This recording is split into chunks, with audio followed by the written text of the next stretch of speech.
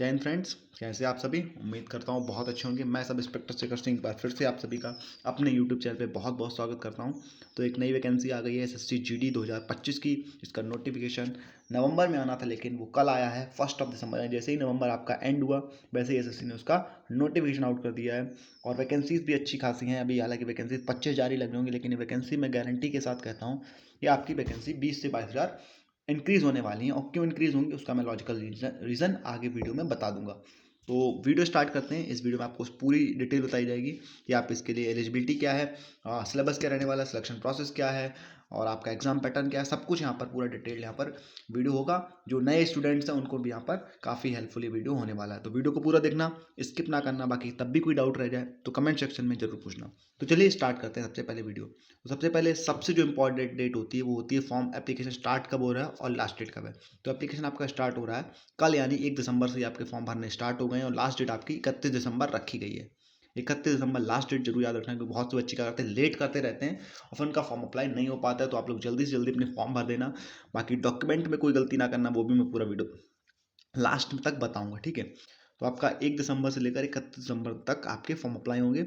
आपका अगर कोई फॉर्म में गलती हो जाती है तो उसके करेक्शन की भी डेट आपकी दी है 8 जनवरी से लेकर 10 जनवरी के बीच आप लोग अपने फॉर्म में करेक्शन कर सकते हो। उसके बाद एग्जाम डेट भी इन्होंने इस बार पहली बार हुआ है एसएससी में, काफ़ी कम ही होता है कि आपके एग्जाम डेट यहाँ पे बता दी कि फरवरी और अप्रैल के बीच में आपका एग्जाम ले लिया जाएगा। आप लोग मान के चलिए मार्च में ये लोग एग्जाम ले लेंगे, मार्च में या फरवरी की एंड में आपके एग्जाम स्टार्ट हो जाएंगे। ये एसएससी जीडी का एग्जाम जो है काफ़ी टाइम भी 25-30 दिन चलता है।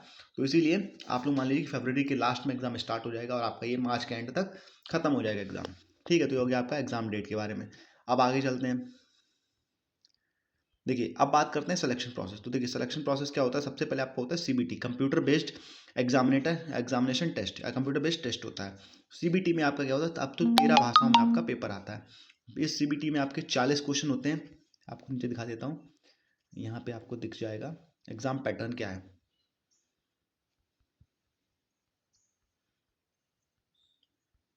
ये देखिए, exam computer based examination CBE, the computer based examination will consist of objective type question. तो मैं आपको हिंदी में बता दे रहा हूँ कि आपके ऑब्जेक्टिव यानी एमसीक्यू आएंगे। ऑप्शन वाले 80 क्वेश्चन होंगे। हर क्वेश्चन 2 मार्क्स का होगा और इसमें कोई भी निगेटिव मार्किंग इस बार भी नहीं है, पिछली बार भी नहीं थी। और सर इस बार क्या निगेटिव मार्किंग है, 0.25। तो क्या क्या है 0.25, यानी 1/8 की निगेटिव मार्किंग है। कितनी है, 1/8। यानी आप अगर एक क्वेश्चन सही करते हो तो आपको 2 नंबर मिलेंगे, गलत क्वेश्चन करोगे तो आपके 0.25 नंबर कट जाएंगे। यानी अगर आपने मान लीजिए 8 क्वेश्चन गलत कर दिए, जब आप 8 क्वेश्चन गलत करोगे तब आपका एक जो सही क्वेश्चन होगा उसके नंबर यहाँ पर काट लिए जाएंगे। तो ये होता है निगेटिव मार्किंग। तो यहाँ पर टोटल कितने हैं, 20 क्वेश्चन आपके रीजनिंग के हैं, 20 जनरल नॉलेज के हैं, 20 मैथ्स के हैं और 20 इंग्लिश या हिंदी में। आप चॉइस होता है, आप चाहे इंग्लिश करना चाहे इंग्लिश कर सकते हो, हिंदी करना चाहो हिंदी का। तो नॉर्थ साइड के बच्चे हैं वहाँ पर हिंदी प्रेफर करते हैं, बाकी जो आपके साउथ के स्टूडेंट्स हैं वो यहाँ पर इंग्लिश प्रेफर करते हैं। तो आपको इसमें चॉइस रहती है, आप चाहे हिंदी इंग्लिश कोई एक कर सकते हो। 60 मिनट का टाइम है, 80 क्वेश्चन है, ठीक। ये हो गया आपका, ये आपका हो गया एग्जाम पैटर्न। उसका सिलेक्शन प्रोसेस क्या होता है, सिलेक्शन प्रोसेस सबसे पहले आपका होता है ऑनलाइन एग्जाम होता है, यानी सीबी जो अपने बच्चे का कंप्यूटर बेस्ड एग्जामिनेशन टेस्ट होता है। उसके बाद उसका आता है रिजल्ट, क्या आता है आपका, उसके बाद आता है रिजल्ट आता है। रिजल्ट आने के बाद आपका होता है फिजिकल। क्या होता है, रिजल्ट के बाद फिजिकल होता है। पूरा यहाँ पर प्रोसेस मैं आपको दिखा दे रहा हूँ। ये देखिए, फिजिकल स्टैंडर्ड टेस्ट और पीईटी, यानी कि आपका रनिंग होती है 5 किलोमीटर आपको करनी होती है रनिंग। 24 मिनट में 5 किलोमीटर रनिंग होती है। उसके बाद आपका होता है पीटी फिजिकल इफिशिएंसी टेस्ट। वहाँ पर आपका जो है चेस्ट होता है 80 बिना फुलाए और 5 सेंटीमीटर फुला के आपको 85 करना होता है। और 170 सेंटीमीटर यहाँ पर 170 यहाँ पर हाइट मांगी जाती है। उसके बाद आपका होता है मेडिकल में जो बच्चे फेल होते हैं उनका होता है रीमेडिकल। उसके बाद आपका होता है डॉक्यूमेंट वेरिफिकेशन और उसके बाद क्या आता है, फाइनल रिजल्ट आता है। तो ये पूरा प्रोसेस सबसे पहले क्या हो गया, एग्जाम हो गया, फिर आपका फिजिकल हो गया, फिजिकल में रनिंग और आपका हाइट और चेस्ट हो गया, देन आपका मेडिकल और मेडिकल के बाद फाइनल रिजल्ट। तो ये 4 स्टेज है और 4 स्टेज में 3 मेरिट लगती हैं। कितनी मेरिट लगती हैं, 3। सबसे पहले मेरिट लगेगी आपकी रिटन एग्जाम के बाद, फिर आपकी मेडिकल मेरिट लगेगी फिजिकल के बाद और फिर फाइनल मेरिट लगती है मेडिकल के बाद। तो 3 मेरिट यहाँ पर लगती हैं, ठीक। अब देख लेते हैं वैकेंसीज। देखिए अब यहाँ पर बीएसएफ में कितनी वैकेंसीज आपको दिख रही होंगी इस टाइम, सिर्फ 616। ये पिछली बार वैकेंसी जो थी वो 16,000 थी। तो क्या 16,000 से सिर्फ 600 रह जाएंगे, तो यहाँ पर कम से कम 8 से 10,000 वैकेंसी बीएसएफ में बढ़ने वाली है। सबसे ज़्यादा वैकेंसी सीआईएसएफ में आ रही है, बहुत अच्छी बात है। कि सबसे ज़्यादा वैकेंसीज आपकी CISF में दी जा रही हैं। सबसे ज़्यादा वैकेंसी CISF में इस बार भी अच्छी खासी वैकेंसीज है, 14,595 है। इसमें वैकेंसी बढ़ने के चांसेस नहीं है। बाकी BSF में वैकेंसी बढ़ेंगी और आपकी CRPF में कम से कम 15,000 वैकेंसीज होंगी, तो 10,000 यहाँ से बढ़ेंगी, 10-12,000 आपकी BSF में बढ़ेंगी, तो दोनों को मिला के 20-22,000 हो गई। हो सकता है आपकी ITBP में 1,000-2,000 वैकेंसीज बढ़ा दी जाए, तो आपकी कुल मिलाकर वैकेंसी मान लीजिए आपके अभी जो 25,487 वैकेंसी हैं, कम से कम 45 से 50,000 के बीच होने वाली हैं। ये मैं गारंटी के साथ कह रहा हूँ। ये आपका पिछली बार भी हुआ था। आपकी पिछली बार 39,000 वैकेंसीज आई थी, जो फाइनल में आकर 54,000 हो गई थी। उससे पहले आपकी 2023 में 26,000 वैकेंसीज आई थी, जो आपकी 46,000 हो गई थी। तो पिछली बार 15,000, उससे पहले 20,000 वैकेंसीज बढ़ी हैं। तो इस बार भी आपकी वैकेंसीज बढ़ेंगी। अभी BSF और CRPF ने अपनी वैकेंसीज नहीं दी हैं यहाँ पर। SSC को तो अभी वैकेंसी देगा, तो रिवाइज वैकेंसीज आती हैं, फाइनल वैकेंसीज में वो ऐड हो जाएंगी आपकी, उसकी आपको बिल्कुल चिंता नहीं करनी है। तो आपकी हो गई है वैकेंसीज। ठीक है, अब देख लेते हैं कि आपको डॉक्यूमेंट्स क्या क्या चाहिए। तो अगर आप जर्नल से हैं तो अगर आप जनरल कैटेगरी से हैं तो आपको कोई सर्टिफिकेट नहीं चाहिए, सिर्फ आपको अपना डोमिसाइल यानी कि मूल निवास चाहिए होता है। जिस आप स्टेट के हैं उसका आपको डोमिसाइल चाहिए, आप फॉर्म में अप्लाई कर देंगे। आप जनरल कैटेगरी के लिए और कोई डॉक्यूमेंट नहीं चाहिए होता है।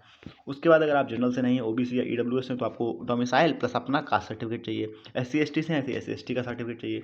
बाकी लास्ट डेट जो क्रूशियल डेट है OBC और EWS के लिए, वो आपकी लास्ट डेट जो है वो डेट ऑफ क्लोजिंग, यानी जिस दिन आपका एप्लीकेशन के फॉर्म बंद होंगे, यानी 31 दिसंबर से पहले का आपका EWS और OBC सर्टिफिकेट होना चाहिए। 31 दिसंबर 2025 से पहले के आपकी EWS यानी इसी साल का हो और आपका OBC भी इसी साल का हो। तो अभी तक अगर आपने नहीं बनवाया तो अभी आपके पास टाइम है 1 महीने का, 10-15 दिन में बन जाएगा। आपको EWS बनवा लीजिए, उसके बाद अप्लाई कर दीजिए। उसके बाद देख लेते हैं पे लेवल क्या है। तो लेवल 3 की नौकरी है। पे लेवल 3 21,700 से 69,100 रुपये तक आपका यहाँ पर सैलरी बन जाती है। और आपका ये यानी आपका जो बेसिक पे है जो 21,700 रहता है। कितना रहता है बेसिक पे आपका? 21,700 है। और ये आपकी जो सैलरी बनती है वो आपकी बनती है 35,000 से लेकर 40,000 के बीच ड्यूरिंग ट्रेनिंग आपकी कितनी बनती है? 35 से 40 के बीच। ट्रेनिंग के बाद जब आपकी पोस्टिंग होती है तो अकॉर्डिंग टू फोर्स, अगर आप CRPF या BSF में तो आपकी ये सैलरी 50,000 55,000 तक जा सकती है। अगर आप CISF में हैं तो ये 40-45 के बीच भी रह सकती है। तो आपकी जो सैलरी है वो अकॉर्डिंग टू फोर्स होती है। जैसा आपका रिस्क है उस हिसाब से आपको यहाँ पर सैलरी दी जाती है। तो आपकी बात होगी सैलरी की। आगे देख लेते हैं। आपका जो एज रिलैक्सेशन है वो SC/ST को 5 साल का, OBC को 3 साल का और एक्स सर्विसमैन को 3 years after deduction of the military service rendered from the actual age on the date of reckoning. यानी जितने साल उन्होंने सर्विस की है उसमें उनको 3 साल की छूट मिलती है। जैसे मान लीजिए किसी भी एक्स मैन ने 18 ईयर में ज्वाइन कर लिया था और वो 34 साल में रिटायर होकर आ गया, यानी उसने सर्विस कितने की? 16 साल। तो ये 16 साल उसकी जो सर्विस के हैं वो ऐड नहीं किए जाएंगे, प्लस उनको 3 साल का एज रिलैक्सेशन दिया जाएगा। समझ गए? यानी कि उनको अभी भी 18 साल का माना जाएगा, उसमें 3 साल ऐड करते हैं, यानी वो 21 साल तक फॉर्म अप्लाई कर सकते हैं। ये एक सर्विसमैन के लिए है। बाकी यही था, और कुछ फॉर्म में है नहीं। आपको अगर फॉर्म अप्लाई कैसे करना है वो भी हम देख लेते हैं कि आपको कैसे फॉर्म अप्लाई करना है। 1/1/2026 से पहले आपने 10th की हो, आपकी जो एज की डेट है वो भी 1/1/2026 ही रखी गई, यानी 1/1/2026 से पहले आप 23 वर्ष के हो गए हों या ना हुए हों। ठीक है। बाकी जो NCC वालों को, अगर आपके पास C सर्टिफिकेट है तो आपको रिटर्न में 5% नंबर यानी 160 नंबर का पेपर है तो उसके 5% यानी 8 नंबर आपको मिल जाएंगे। अगर आपके पास B सर्टिफिकेट है तो आपको 3% यानी कि 4.8 मार्क्स मिल जाएंगे। और आपके A सर्टिफिकेट यानी 2% यानी कि आपको 2% कितना, 3.2 मार्क्स आपको यहाँ पर मिल जाएंगे। अप्लाई कैसे करना है? सबसे पहले आपको करना पड़ेगा OTR। पूरा हम देख लेते हैं नीचे प्रोसेस एप्लीकेशन फॉर्म भरने का। टाइम मैं बता ही चुका हूँ कि 4 सब्जेक्ट आएंगे, reasoning, GK, maths, Hindi. 40-40 number के 20-20 क्वेश्चन, 60 मिनट में 80 क्वेश्चन करने हैं। 160 नंबर का पेपर होता है। इसी 160 में से आपकी मेरिट लगती है। आपकी रनिंग है 5 किलोमीटर 24 मिनट में, फीमेल के लिए 1.6 किलोमीटर इन 8.5 मिनट में। तो फिजिकल बहुत आसान होता है इसका। बाकी अगर आप लद्दाख रीजन के हैं तो आपकी 1.6 किलोमीटर इन 7 मिनट्स, और अगर फीमेल के लिए 800 मीटर इन 5 मिनट्स। हाइट 170, फीमेल के लिए 157 हाइट है। आप अगर ST हैं तो आपकी 162.5, अगर फीमेल ST हैं तो 150 हाइट आपको चाहिए है। बाकी आप देख लेंगे, ये सभी अलग अलग लोगों की हाइट यहाँ पर दी गई है। चेस्ट आपका अनएक्सपेंडेड 80 और एक्सपेंशन के साथ 5, यानी बिना फुलाव के 80 और फुलाव के साथ 85 आपका चेस्ट होना चाहिए। अगर आप ST से हैं तो आपका 76 होना चाहिए, 5 फुलाव यानी 81। वेट आपका अकॉर्डिंग टू योर हाइट होता है वेट वहाँ पर। ये आपका ड्यूरिंग फिजिकल में आपको कोई वेट नहीं होता है, वो सिर्फ ऐसे ही नाप लेते हैं, बाकी आपका जो असली वेट होता है वो आपका मेडिकल में ही होता है। ठीक, डीवी के टाइम आपको क्या क्या चाहिए, तो डीवी में आपको अपना 10th का सर्टिफिकेट, डोमिसाइल चाहिए, उसके बाद एनसीसी अगर आपने डाला है तो एनसीसी, अगर आपने कास्ट सर्टिफिकेट लाया तो कास्ट सर्टिफिकेट चाहिए, प्लस अंडरटेकिंग जो फॉर्म के साथ आती है वो आपको अंडरटेकिंग भरनी होती है। फिर उसका certificate from district collector in respect of dependent application right victim, यानी अगर आप दंगे वाले जो होते हैं बच्चे, जो मतलब आश्रित बच्चे होते हैं, उनके लिए यहाँ पर ये दिया गया है। अब देख लेते हैं कि फॉर्म कैसे अप्लाई करना है। ये बाकी रीमेडिकल वगैरह के लिए दिया है, उस पर हम लोग इतना ध्यान नहीं देते हैं। अब देखिए ये बहुत इंपॉर्टेंट लाइन आप लिखिए, इस लाइन को आप लोग बहुत ध्यान से पढ़ना। ये देखिए ये जो लिखा हुआ है यहाँ से यहाँ तक, अगर आपने ब्लर फोटो लगा दी तो आपका जो है एप्लीकेशन रिजेक्ट कर दिया जाएगा, यानी कि आपको ध्यान रखते हुए फोटो यहाँ पर अप्लाई करनी, जब फॉर्म अप्लाई करें तो एक अच्छी लाइट में फोटो खींचना है, आपको लाइव फोटो यहाँ पर लगाना है। मोड ऑफ सिलेक्शन क्या है आपका, सीबी, पीईटी, पीएसटी और मेडिकल, देन डीबी, और आपका फिर फाइनल मेरिट का आती है। मैं आपको बता चुका हूँ ये सब कुछ। अब बात कर लेते हैं इस बार जो एक नया काम किया है, आपको जो है अपनी प्रेफरेंसेस हैं देख लीजिए कैसे। बीएसएफ, अगर आप ए लिख रहे हैं इसका मतलब बीएसएफ है, बी लिख रहे हैं मतलब इसका मतलब सीआईएसएफ है, सी लिख रहे हो इसका मतलब सीआरपीएफ है, डी लिख रहे हैं इसका मतलब एसएसबी है, ई लिख रहे हैं इसका मतलब आईटीबीपी है, एफ लिख रहे हैं मतलब असम राइफल है, एच लिख रहे हो एसएसएफ है।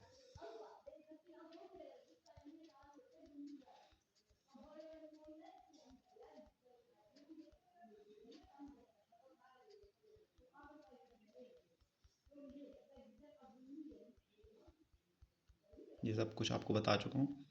ठीक, ऑनलाइन एप्लीकेशन आपको भरना है, सबसे पहले रजिस्ट्रेशन कर लेना है आपको। यहाँ पर इस तरीके से खुलेगा, ठीक है। जब आप वहाँ पे जाएंगे वन टाइम रजिस्ट्रेशन के लिए ओपन करें, यहाँ पे लॉगिन और रजिस्टर लिखा है, देखिए यहाँ पर लॉगिन और रजिस्टर लिखा है, यहाँ पे आपको क्लिक करना है, देन आपका ये विंडो खुल जाएगी। अब अगर आपने पहले से रजिस्ट्रेशन कर रखा है तो यहाँ पर आप यूज़र नेम पासवर्ड डाल के डायरेक्ट लॉगिन कर लेंगे। अगर आपने रजिस्ट्रेशन नहीं कर रखा है तो यहाँ पर आएगा न्यू रजिस्ट्रेशन, ये लिखा है रजिस्टर नाउ, इस पर आप क्लिक करेंगे। रजिस्टर नाउ पे आपको रजिस्ट्रेशन करने का ऑप्शन खुल जाएगा, वहाँ से आप लोग रजिस्टर कर सकते हो। यहाँ पे जैसे आप रजिस्टर नाउ पे क्लिक करेंगे, ये पूरी आपको डिटेल भरनी है यहाँ पर। देन नेक्स्ट पेज पे आ जाएंगे, आधार कार्ड है तो आपको यहाँ पर यस कर देना है, डू हैव आधार कार्ड, तो आप यस करेंगे, यहाँ पर अपना आधार नंबर डालेंगे, आधार ओटीपी से इसको वैलिडेट करेंगे। देन आपके पास अपना कैंडिडेट नेम डालना है, उसके बाद अपना अगर नाम चेंज किया है तो यस करना है, नहीं चेंज किया है तो आपको नो करना है।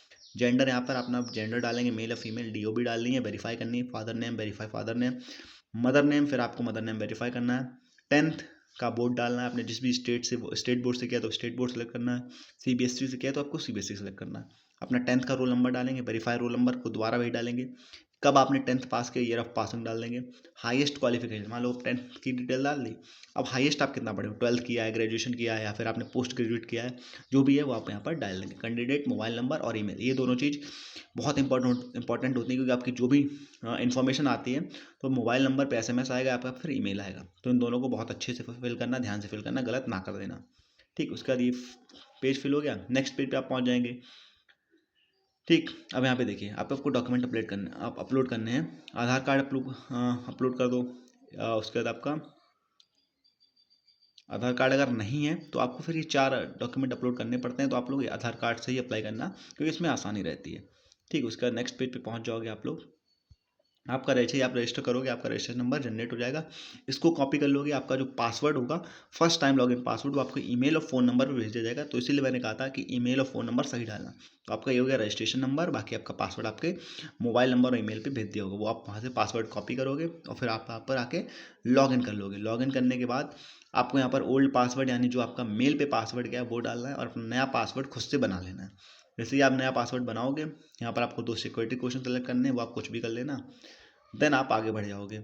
आगे बढ़ने के बाद एडिशनल डिटेल आएगी, अपनी कैटेगरी फिल करोगे, सिटीजन नेशनलिटी यानी इंडियन फिल करनी है, आइडेंटिफिकेशन मार्क्स डालने हैं यहाँ पर, जो भी डालना हो, परमानेंट एड्रेस यहाँ पे डाल देना है, परमानेंट एड्रेस और एक जगह करस्पॉन्डिंग एड्रेस, अगर दोनों सेम है तो यहाँ पर यस कर दो कि आप एक ही जगह रह रहे हो, या मान लो कहीं आपका गांव दूसरा, आप शहर में रहते हो तो परमानेंट एड्रेस में गांव का आ जाएगा, और करस्पॉन्डिंग एड्रेस में आपका, प्रेजेंट एड्रेस में आपका शहर का आ जाएगा। ठीक, उसके बाद यहाँ पर एग्री कर दोगे और आप आगे बढ़ जाओगे, आपका होगा वन टाइम रजिस्ट्रेशन कंप्लीट हो गया।